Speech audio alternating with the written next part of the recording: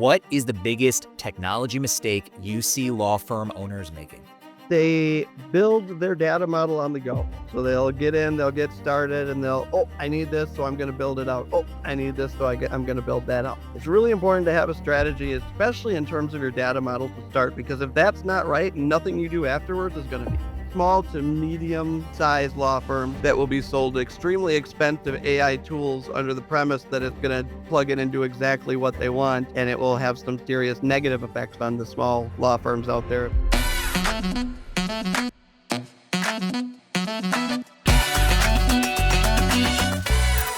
All right. Today we have a great episode of The Growth Code. I'm here with Jason Adams. Jason, you want to say hello real quick? Hello, everyone, and Ethan, thanks for having me today. Yeah, of course. Jason has a really unique skill set that is rare to find in the legal space. I thought that he would be able to provide some great insight for people who might be listening. For those of you who don't know, this is The Growth Code. The Growth Code is a podcast focused on sort of business development, law firm growth, and growing a business. Today, I know you're going to really enjoy what Jason has to say about law firm technology and what's coming. Let's get into it. So, Jason, you want to give a quick introduction about yourself, maybe your business, and maybe a little bit about how we know each other. Yeah, absolutely. So I'm Jason Adams. I am the founder of Advocate Cloud Solutions. We're a Salesforce consulting agency that focuses primarily on consumer law firms, small to mid-size, as well as some larger firms. We do Salesforce implementations. We do managed services, really any kind of Salesforce project that you've got in a law firm, we take care of it. I actually came from a large law firm. I was there for about 10 years, was director of operations, and brought Salesforce in there, and that was kind of what started my journey. So, for those of you who are listening to this and don't fully grasp what putting a Salesforce system in a law firm really is like, Jason has done it for a specific law firm he worked in-house at. Then he went and started a consulting agency that does that as a specialty for other law firms, mine included. So Jason and I met when we were at a conference in Chicago, and I remember thinking, this is the most passionate person about law firm Salesforce I've ever met in my life. And you got to stay close to people that are that passionate about something. So I don't know, Jason, what's with the passion for Salesforce? Why is it important? Why should law firm owners be really aware of what's going on there? Well, there's actually a great story behind it. We used Prevail first at my previous firm, and obviously that got outdated very quickly. They tried switching to Clio, did that for about 2 years, could not get the results they wanted, had a bunch of problems. And so I came from a sales background. I had used CRMs. I knew the number one CRM in the game is Salesforce. I didn't know that much about it at the time. I hadn't implemented it or been on an admin side of it, but I knew what was the good CRM out there. So after about 6 months of working really hard to convince the partners in the firm, we brought Salesforce in the door. We brought in our implementation partner, and we started working on implementing Salesforce. And we spent, let's just say, low six digits on that first practice area implementation. All the time I was on Trailhead learning kind of those basics and how I was going to run it. And I realized really quickly that there was a lot of room in between what was going on and how much money was being paid out for these processes to be implemented and what's really required. And 90% of that ends up being explaining to a consultant how law firms work. And that was just a huge hole I saw, I think that is common in a lot of different areas for law where it doesn't quite match up. So the legal industry gets kind of left behind in some ways. And Yeah. I got to set out on a mission to fix that. Just because I also experienced something very similar. So what you're saying is, there's technologists out there who know Salesforce and know automation and are great consultants and understand that, but they just don't understand how to run a, car accident case from soup to nuts. Why is that such a big gap, do you think? It's the translation. It gets lost in translation. The truth is, I'm very good at Salesforce. I am far from the smartest guy on my team when it comes to Salesforce. But the real value that I bring in between my team and the law firms is translating that technical speak to law firm speak. And, I've also been working now for about a year and a half, almost 2 years with a team that's getting very good at that as well. And so that brings a lot of value to an implementation that they're just not going to get with most other consulting agencies. Yeah. So Uh, I definitely can agree with you. There's a lot of really smart Salesforce people out there, and if you go look to hire outside Salesforce resources to work internally, there is definitely a translation period where they're just like, what the hell's a matter, basically. There is. And being at truth, it is a two-sided thing. It's also part of it is also teaching the attorneys the technical side and what is an object? Why is it important that these two pieces are related for our data? And why doesn't that report just give me the answers I want? So And all of that, if they understand it, they can fix it. exactly. So that kind of brings me to my big initial question is, what is the biggest technology mistake you see law firm owners making? They build their data model on the go. So they'll get in, they'll get started, and oh, I need this, so I'm going to build it out. Oh, I need this, so I'm going to build that out. It's really important to have a strategy, especially in terms of your data model to start, because if that's not right, nothing you do afterwards is going to be. Um, i- if you don't have your workflows set up to support your data model to make sure all your key metrics, all your filters that you need to kind of separate your segment your data by, all of those pieces are getting built consistently every time because everybody's following the same workflow, then you start being able to build a real picture of what's going on with your clients and your firm. So let's say that you're a, mid-size law firm. Let's say that you have 5 years, 10 years, 15 years of bad data practices.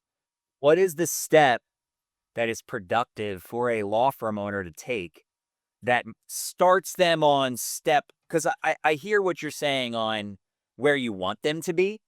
What's step one to starting to move towards where you think they should be technology wise? So it's a few things. It's transparency at the start of the project. I want to be really clear about what our goals are that we're moving forward. I've turned down projects because it was very clear these people were looking for a box to put their information in and not something that was going to kind of empower their firm. And that's just not what I'm in it for. Let's say that there's a North Star. Let's say that there's a law firm that exists that has perfect KPIs being tracked through their system. It has happy people. It has, a perfect automated human AI workflow moving a case from start to finish. What's step one towards that? Identifying the metrics that matter. And honestly, I mean, that's why I fell in love, how I ended up meeting you is I still remember, by the way, the first time I ever saw Andy on a LinkedIn ad, I laughed out loud. And I thought, I was actually looking for a marketing agency for my mom's firm. And I said, if this guy can get me to laugh out loud on LinkedIn, he could probably knows what he's doing for marketing. Started listening to more stuff, and it's the stuff that I implement and the processes and the data, the stuff that I spend a lot of time trying to talk to law firms about is every piece of what SMB and I think as well what attorney assistant kind of teaches to their clients, and it's just the technical side of enabling that. And so the more I learned, the more I was intrigued. Yeah, I mean, and as you can see, Jason, just FYI, out of complete transparency, I do not recommend products or people that I'm not personally using. Jason and I work together out of complete transparency. Jason has come into my firm and my staffing company in the beginning of January, and we are collaborating together on two Salesforce orgs, one for my staffing company and one for my law firm. Very, very different use cases, and Jason is helping us navigate these things. As you can see, even as a company that wants to maximize that to the most extent, there's always still room to improve. So for me, when I help my dad's firm, similar to you, move from needles to Salesforce, the culture part, the heartbeat of that entity, the thing that I felt like was the thing that moved the needle on step one is be open-minded. Be open-minded that the way that you did things might have been not as efficient. It might have been your best, but could be better. It might have been the best and great. Keep it going. I feel like just the willingness to use these technologies and the willingness to be open-minded to them, not think they're gonna like come after you and they're your enemy. I feel like for me, that's my number one big Yes, mistake I see owners make. I agree with that, and I think it's double sided too, right? You also have the owners that want to jump right to AI, but and even with automation, even before AI, right? When you use record based automation or workflows and processes to automate your process, Yep. if you kind of got to take that in three steps. If you don't have it streamlined manually, you're going to automate what's not streamlined. And then if you take it to AI before it's not in a streamlined assembly line, now you're really automating and superpowering what's chaos. So you've really got to clean that level one first before you can build level two and build level three. And so I think it goes both ways. I think some people are scared to move off of level one, and some people want to jump right to level three. Yeah, exactly. That's kind of why I think step one. So for me, it's open-mindedness. Yeah. And for Oh, agree. Jason, what's your number one? What's your number one step towards wherever North Star looks like? Start at the beginning. Start at the beginning. Evaluate your system. Even before the system, evaluate your workflows, your processes, and make sure they make sense. How do we do things? Who does what? Yes. It's pretty important to map out. Yes. And then we start looking for places where we can save time or clicks or tasks and where automation can just pick up that gap. And it's really a process of saving 3 clicks here, 2 clicks there. It's not these huge solutions that people are always trying to sell you. And that can get tricky with Salesforce because they will sell you everything. Salesforce and people that have lists, of course. Yeah. 100 things you don't need or aren't ready for. Exactly. So brings me to my next question. What's an example of a law firm that thinks they have a technology problem, but actually has a process problem? Most of them, uh, it's a two-sided street. So most of them have a process problem. But what the real problem is most of the time when you hire a Salesforce consultant, they are yes men. You tell them I want this, they say, okay, I'm going to do that. You're going to pay me for the hours, and I'm going to walk away. A consultant should guide you. They should help you to understand the why behind what you're doing and not just because it popped into your head. They should be able to take your idea and, work with it, right? We want to give you what you want, but be able to explain to you why there's a cleaner, proper way to do it that's going to benefit you more in the long run. And a lot of consultants don't bother with that, especially with law firms, because I don't know. I've heard rumors that sometimes law firm owners can be stubborn. Not saying it's true, but I've heard it occasionally. So it's important to kind of be able to stand up a little bit and say, look, this is what's best for you, and this is why. Now I'm going to do what you want at the end of the day, but I need to make sure I at least do my due diligence and tell you why. Yep. Yeah, which goes back to, are you giving it its fair shot? Are you being a little open-minded? Could you have been doing it wrong? Maybe. Yeah. And maybe not. Maybe the way you've been doing it is correct. Well, and the truth is, the wonderful part about Salesforce is it is not a tool that you have to change your workflow to fit unless your workflow is inefficient. I mean, you can customize Salesforce any way you want to. You can customize it to be inefficient, but you can always match your workflow. So the first thing to do is just to make sure your workflow is good. Audit it at every step. Does this step make sense? Does it make sense in this role? Is this role overloaded? So what the tool you just used that we just did together where we can visually see our workflow, what's that tool called? Advanced roadmaps for Jira is what we're working on setting up so that, Jira's Why set would a for, law firm owner do what we just did? Just explain what we just did together for oh, for our matter object right now. oh, sorry, let me back up.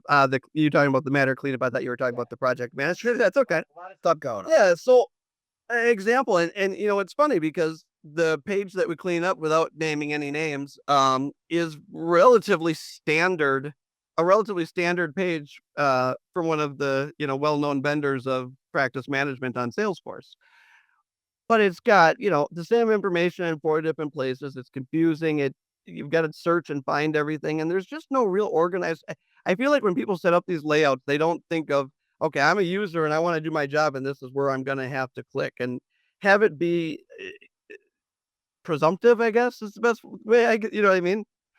Where it's just really easy to ascertain and everything's really easy to follow and everything's got one place. If you put something in 5 different places, now you're going to have people doing things 5 different ways and you're just making a mess on the page that's hard to look through. And so by doing that, you speed everybody up. Yep. We're Just it's something Jason and I just talked about the other day is how instead of a human creating tasks, can we have automation or AI create tasks through the same exact thing we're asking people to do? How can AI follow us around and do part of the work I'm asking people to do for them? Yep. And so in Salesforce, what a lot of that is we build out the automations and then give those AI tools access to use those automations. And that's how agents work. And then we hear people talking about agents and agent force. That's what it does. It just uses the already pre-built automations and it has that deterministic factor of AI to be able to determine when it uses them. So let's jump into AI. So where do you think AI will impact law firms the most over the next 3 years? Specifically three, and that's on purpose. Well, there's two answers. You want negatively or positively? Um, just be factual, whatever you Okay. think. The So positively, I think great uses for AI for law firms right off the bat. Doesn't matter where your data model's at. Document processing, RAG processing. You can pull a lot of information from unstructured documents that doesn't depend on Or yes, documents. So basically, just to get some background on that. So let's say that your law firm scans in a letter from medical wherever, records. medical records, for example. There's a concept called OCR where it basically makes that document readable. So it sort of translates the document into text that can be manipulated through something like Salesforce. And then now what Jason's saying is that AI will be able to read that document from a simple scan document, label it, then do things off of it. So maybe let's say it was a police report and it recognizes it's a police report and it finds the client name on that police report and it throws it into the file and it labels it police report dash incident date, whatever. Is that like an example of what you're talking about?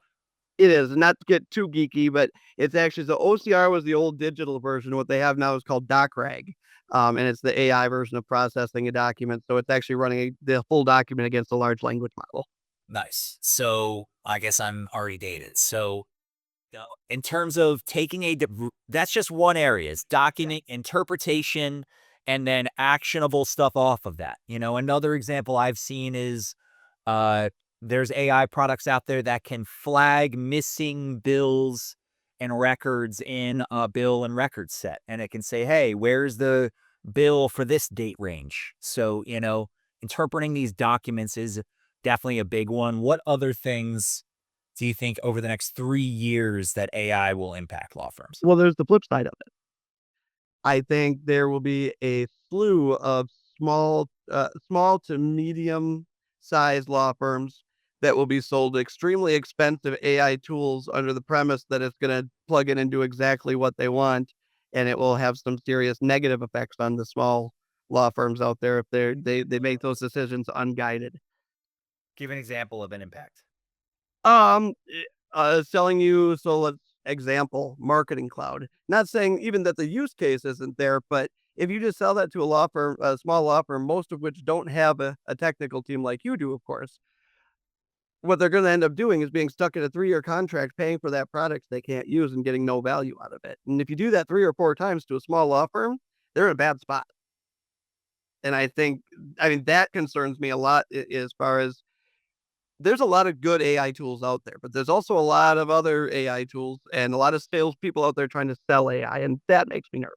So, what I'm hearing and what I understand what you're saying is the products will start to be there these Yeah. next 3 years, Oh yeah. but meeting law firms and integrating to where they are today to get the use out of those products will be poor over the next 3 years. Am I Yeah. understanding that right? Yep. And there's a lot of law firms that I've seen that not being ready for the technology does not stop them from purchasing it and trying to implement it and then setting it to the side for the 3-year So contract to who run. solves that? Is that the product you and your business solves? Yeah. That's So bigger. that's the we set it up, but we set it up with you. We explain to you why we're setting it up that way, and we involve your staff in the process.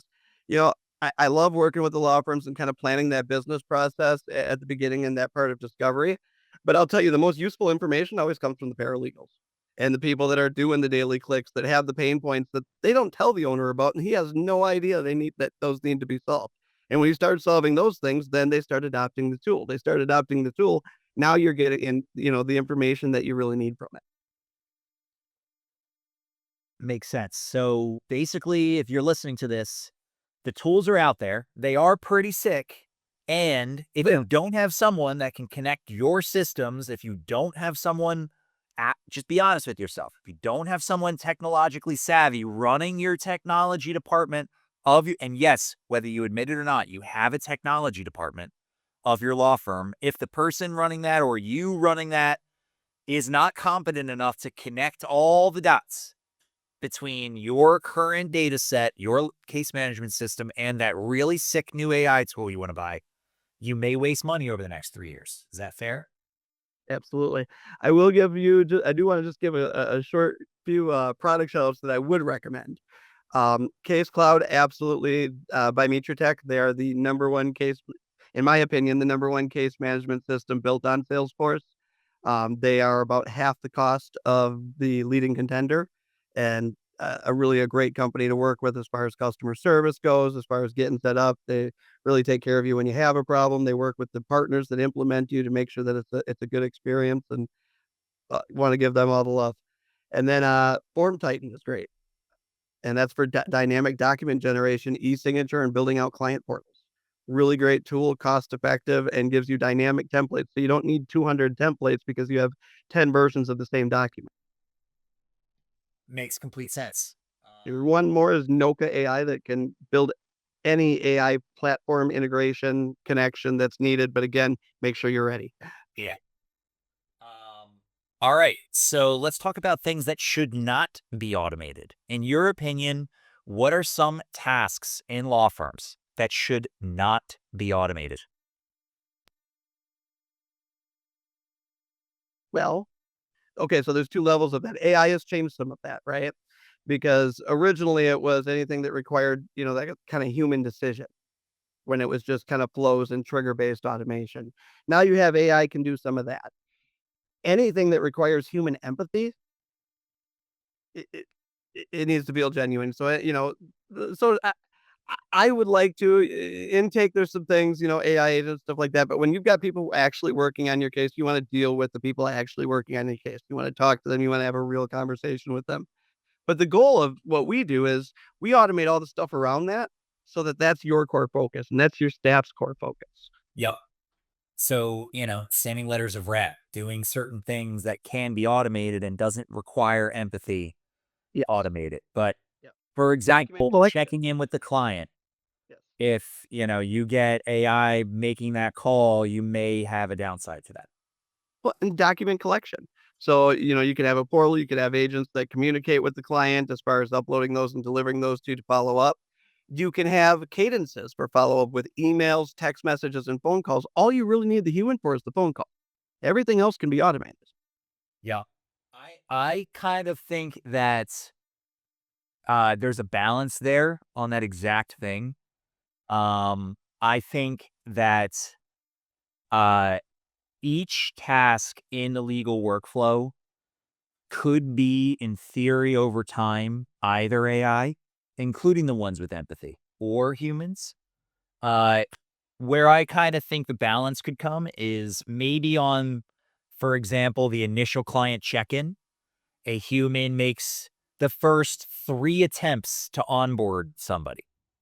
And if a if a human can't get somebody on the phone during 9 to 5 and they've maybe not answered 3, 4, 5 times, maybe an AI would try catching calls for Oh, maybe of course. recently signed clients. We call them Absolutely. on nights and weekends with AI Yeah. if they kind of fall in a non-compliant bucket. What do you think of that?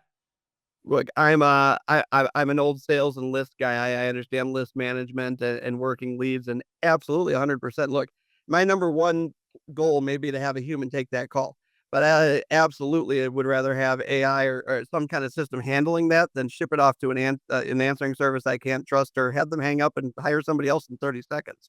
The personal injury leads, I mean, consumer law firm leads don't last long out on the open market. They've got to get grabbed. So that's what I say. Intake is kind of really the exception to the rule there.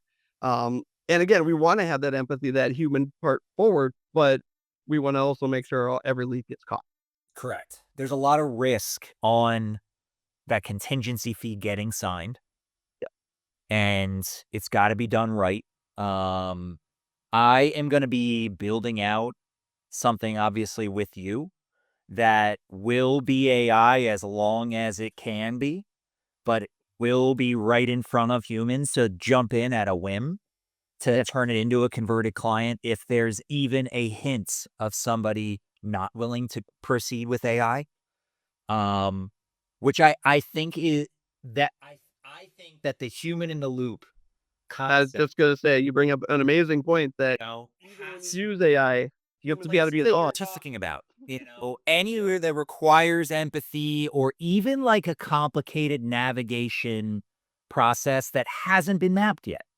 Human in the loop is the bridge for that period. And I think the human in the loop and I feel like just the marketplace is moving to trustworthy, high quality outcomes, whatever they are, however they got there.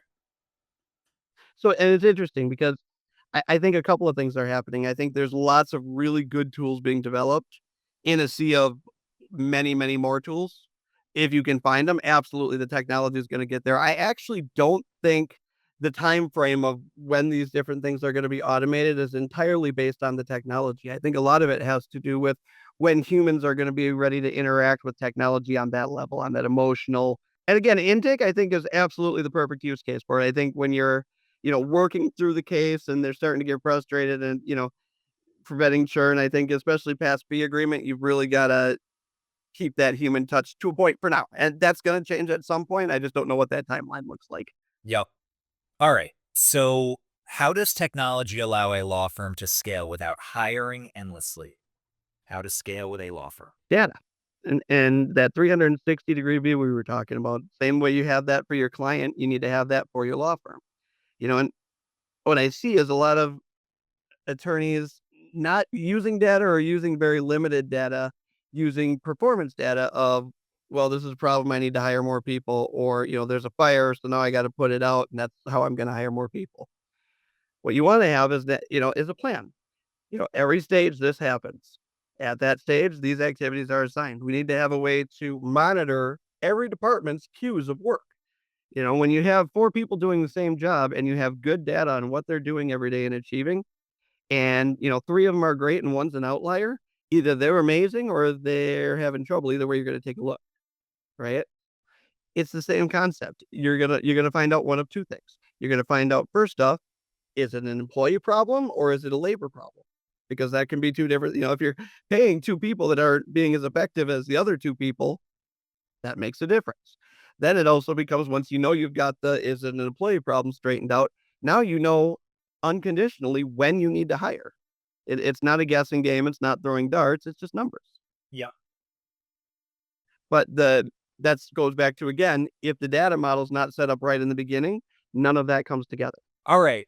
Let's wrap this up a little bit. Got one last question. So, you now are a real life entrepreneur. What's something you thought would be easy, but turned out to be much harder since you have started your business?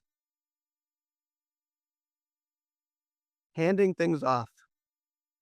I'm getting better at it, but it's hard not to do everything. And look, I mean, when you're starting a new business, you really want to really super oversee every project, make sure every client is super happy, make sure everything goes perfect. And it's great to do, but you can spread yourself too thin and kind of stop yourself from scaling at the same time. So I'm working on that. All right. Well, Jason, it was a pleasure. Thank you for being here on this episode of The Growth Code. Hopefully, you all got something from today's episode. There will be a way to get in contact with Jason on here. If you don't have a way to get in touch with him, Jason, what's the best email or your website? Yeah. It's just Jason, Jason at advocatecloudsolutions.com. I'm also available on LinkedIn. Yeah, so go find Jason. Thank you for hopping on today. I appreciate it. Thank you for having me.